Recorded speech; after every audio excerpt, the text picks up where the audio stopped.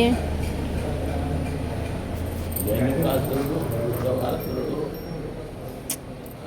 కాబట్టి ధనుకాసురుడు వృషభాసురుడు బకాసురుడు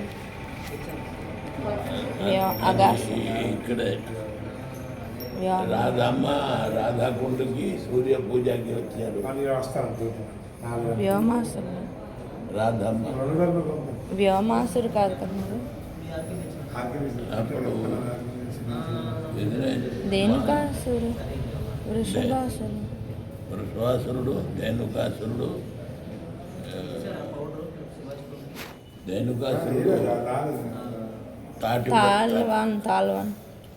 తాళబంధంలో తాటి రాధాకుండ దగ్గర వృషభాసురుడే కదా మహారాజ్ కాదు వృషభాసురుడు ఆవును పట్టుకున్నాను గోపూజ చేస్తూ రాధమ్మ గోపూజ చేయడానికి వచ్చారు. కృష్ణుడు హింస కొట్టారు. రేపుకి ఎక్కడికి అలాగా రాధాకుండం తలవరజామిన అమ్మకి చెప్పి ఏమయ్యి ఇంత తలవరజామిన ఎక్కడికి వెళ్తున్నారే? సూర్య పూజ చేయడానికి వెళ్తున్నాను. రాధమ్మ ఇంట్లో అమ్మకి చెప్పేశారు. తెల్లవారుజామిన ఇంకా దారి కనిపించడం లేదు. నలుగురు గోపికలతో పట్టుకుని వచ్చేది. కృష్ణుడు అప్పుడు ఎదురు చూస్తున్నాడు. రాండి అని అన్నాం, ఏది రాలేదు. కృష్ణుడు రాధమ్మ గోపికలతో పాటు ఏదో స్నాన పూజలు చేసి సూర్య పూజ చేస్తున్నారే. అప్పుడు వృషభాసురుడు ఎంత రూపం, ఒక ఆవు రూపం వచ్చి పెరిగిపోయారు. పెరుగుతూ చాలా పెరిగిపోయారు. దాన్ని కృష్ణుడు 2 కాళ్ళు పట్టుకుని చక్రవాకారంగా తిప్పి పడేస్తే అప్పుడు మలమూత్రాలు విసర్జన చేశారు. మలమూత్ర ఇటువంటి దుర్గంధమే ఇంకా చెబితే అక్కడ ఉండలేకపోయారు. ఏంటి అయింది అని ఒక రాక్షస రూపంతో ఆవు రాక్షస రూపంతో వచ్చింది.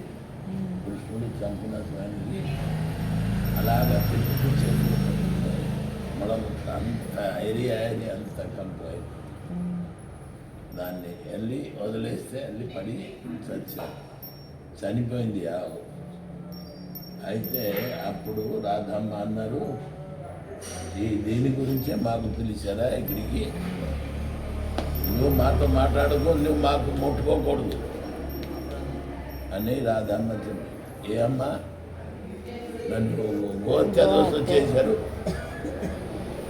గోహత్యాదోష చేశారు, నీకు మాట్లాడకూడదు పాపం అని గోహత్యాదోష మాట్లాడలేకపోతే కృష్ణుడు మీరు ముట్టుకోకూడదు, మా పక్కకి రాకూడదు, మాకు మాట్లాడకూడదు, నువ్వు మహాపాపి, ధేనుకాసురుని ఎవరు గోహత్యాదోష చేస్తున్నారా అని చెప్తే కృష్ణుడు పాపం ఈ అందరికీ చంపేస్తారని ఆ వృషభాసురుడు రాక్షస రూపం ధారించి వచ్చారని దాన్ని నేను బద్ధ చేశాను, అంటే చంపాను, ఈ అందరూ మాకు ముట్టుకోకూడదని చాలా దుఃఖం కృష్ణుడు జరిగింది.